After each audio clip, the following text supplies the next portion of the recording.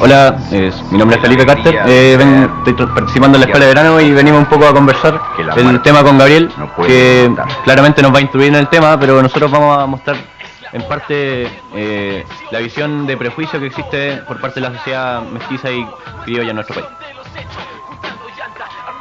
Hola, buenos días, mi nombre es Claudia Regada.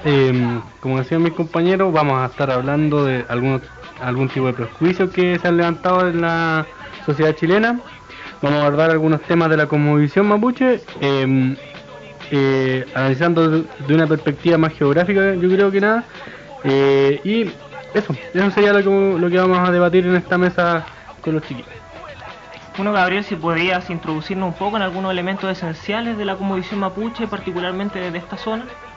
Bueno, en primer lugar, aquí Alto Biobío se divide por dos riberas, por la cual la primera ribera es la ribera del Queuco, que está comprendida por 5 comunidades pehuenches, por la cual está Pitril, Cauñicú, Maya Maya, Trapa Trapa y Butelbún. Y por la otra ribera también podemos encontrar comunidades también, que está ya la ribera del Biobío, La Avellano, Ralcolepoy, Chenqueco, Guayalí y El Barco.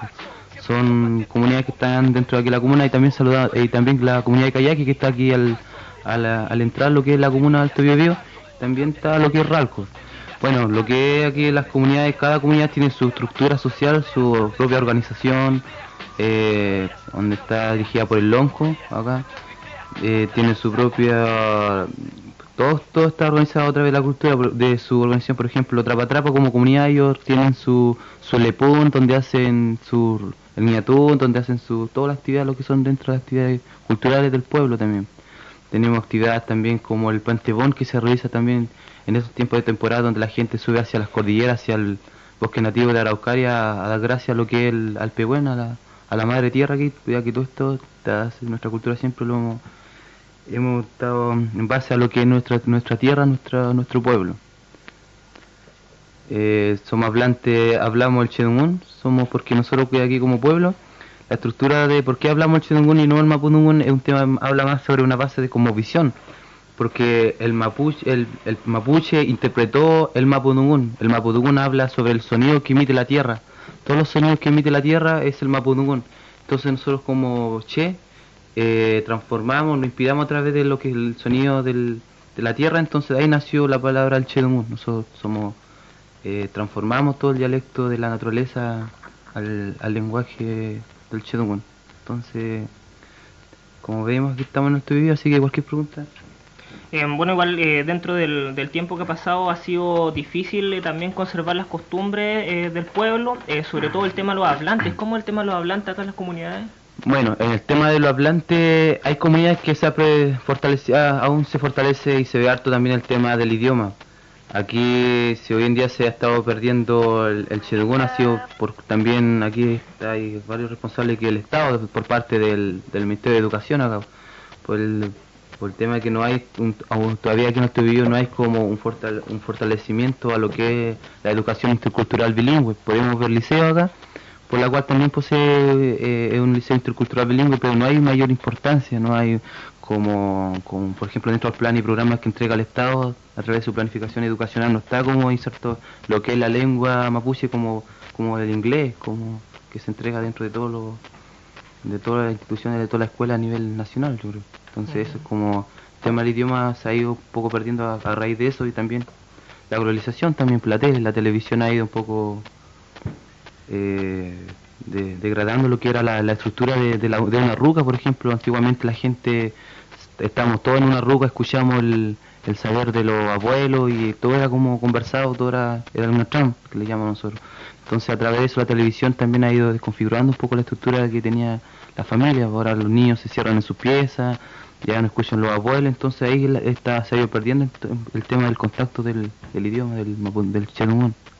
Es bastante importante lo que te refiere, Gabriel, porque gran parte de la historia del pueblo es una historia oral. Sí. No hay un registro más escrito o gráfico, sino que más bien son relatos contados de generación en generación a través de los sabios y en estos rituales cotidianos como tú nombrabas de la ruca. Por supuesto, no, antiguamente siempre como pueblo el dungún, el hablar siempre es primordial para el pueblo, porque todo lo que nuestra cultura se ha ido transmitiendo a través del hablar y de las acciones también. Eso es importante porque el pehuenche todo lo que habla lo hace, el pueblo todo lo que tú hablas y tienes que hacerlo con ellos. Por ejemplo, si el ñatún se transmite, no solamente que quede en la cabeza, sino que tenemos que realizarlo. Si el cuiviqueché, nuestros antepasados hacían esto, nosotros tenemos también que hacerlo, realizarlo dentro, hacerlo, ejecutarlo, que es todo lo que, la cosmovisión del pueblo. Y en estos aspectos de la transmisión de la historia y del pueblo, ¿cómo lo ven, por ejemplo, Felipe o Claudio, o cómo ustedes pudieron recibir esta transmisión histórica, no siendo parte fundante o siendo parte de una línea genealógica del pueblo mapuche? Bueno, en parte la tradición mapuche se transmite a través de la vía oral, es claro eso. Podemos darnos cuenta que los planes del Estado de educación, de supuesta educación, que de repente parece que no te educa mucho, sino que como que te lleva por una línea y te empieza a engrupir con cosas, pero no es un traspaso cultural en realidad. Y ese es un gran problema, o sea, la cultura pehuenche, la cultura mapuche, se transmite por la vía oral. Y eso en la práctica de los colegios, de los establecimientos, sean interculturales o sean de los planes y programas comunes, no lo tienen. O sea, claramente podemos ver, tú estudiaste en el liceo intercultural y te dabas cuenta que ni siquiera los profesores eran hablantes del Chedungún y no practicaban rituales mapuches tampoco. Entonces, difícilmente se puede generar una transmisión de una cultura si no tienes la base, que es la gente que transmite la misma cultura. Es importante ese tema igual por el tema que hablamos, porque la misma educación acá ha ido un poco degradando, por ejemplo, lo que era nuestra cosmovisión como pueblo, porque nuestro pueblo tenemos nuestra propia historia y además que dentro de los planes y programas de educación te cambia toda nuestra versión del pueblo, te hace seguir a un tal Bernardo Higgins, te hace seguir a un tal Arturo Prat, pero detrás de ese hay un oscuro pasado que el pueblo tuvimos dentro de ese pueblo, de esa historia. Entonces, como ahí también hay una gran problemática, porque en realidad no contribuye nada a lo que es las comunidades, los jóvenes. Sí, y además también cabe considerar que en los colegios la clasificación que le pasan de los pueblos mapuche es Picuncha en el norte, mapuche en el centro y huilliche en el sur, a lo más puelche en el oeste y lafkenche en la orilla. O sea, en el fondo la gente no entiende, porque claramente esa no es una clasificación real, es una clasificación inventada por el Winca. El Winca lo único que quiere es generar como que todos son indios, da lo mismo donde se ubiquen, son todos indios, no tienen una cultura propia, no tienen una base cultural que se pueda transmitir, no tienen una importancia para una sociedad y no requieren seguir existiendo. Entonces, en ese sentido tratan de abolir a la cultura.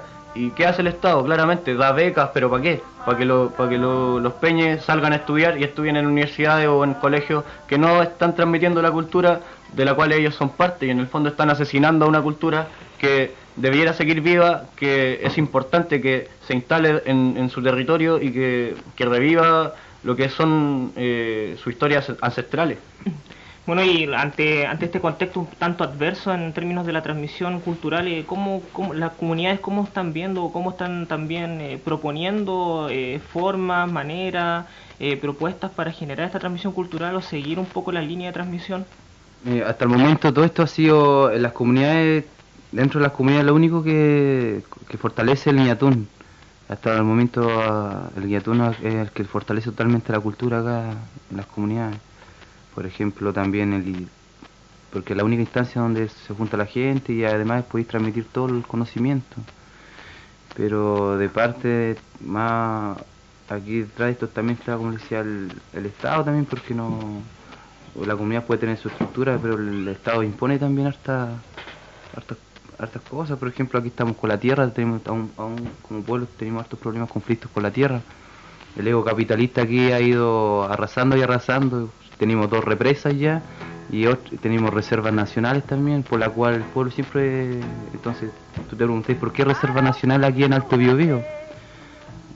Pero donde el pueblo siempre, como pueblo, ha sido nuestro patrimonio cultural, donde el pueblo siempre lo ha cuidado, nuestra cosecha de piñones, toda nuestra actividad, porque aquí el pehuenche no es pehuenche sin tierra acá. El pehuenche siempre tiene una conexión con la tierra, todo está realizado por lo que es el año quemado. O sea, en realidad se malentiende de repente el mapuche como que el mapuche dicen el mapuche es dueño de la tierra. No es así, po. No. Sino que la tierra es dueña del mapuche. Y el mapuche sin la tierra se siente sin su raíz, o sea, sin lo que lo sostiene. Y en ese sentido, el impacto psicológico que genera el que te quiten tu tierra es como que te quiten, como que te embarquen la casa. Y en realidad eso considero una visión un poco desde afuera que es súper fuerte para la psicológica de los loncos y de la gente que quiere transmitir y traspasar la cultura a través del tiempo. Y siendo realistas también, aquí, por ejemplo, como le contaba, hay lugares específicos donde todavía la gente ha entrado en conflictos por las tierras. Por ejemplo, en plenas comunidades todavía hay apropiaciones desde gente con poder, de dinero, gente, la clase burguesa acá, como se dice.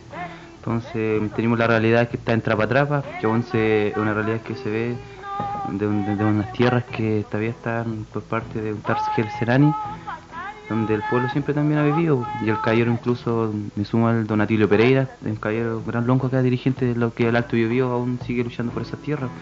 Entonces atrás el caballero incluso ahora manchó sus papeles, el Estado lo dominó como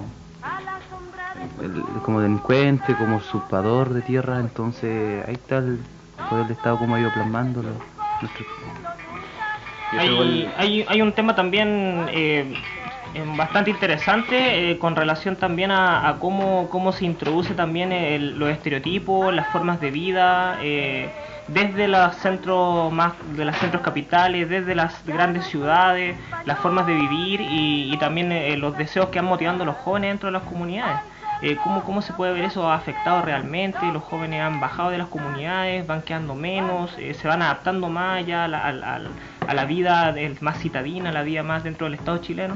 O sea, claramente los objetivos del Estado son esos, o sea, llevar a la gente desde las comunidades hacia ciudades. ¿Para qué? Para mantener control sobre ellos, pero no solamente control en el sentido de que están en un lugar que no es su lugar, sino también en el sentido de que están bajo las reglas de instituciones que no son las suyas, están no comunicándose ni transmitiendo su cultura porque no tienen el espacio físico que es fundamental para transmitirla. Entonces, quieran o no transmitirla, viviendo en una ciudad, es muy complicado para una persona de una cultura ancestral poder transmitirla y dejarla en el tiempo. Entonces, en ese sentido, el Estado asesina de gran manera a la cultura pehuenche y a la cultura mapuche.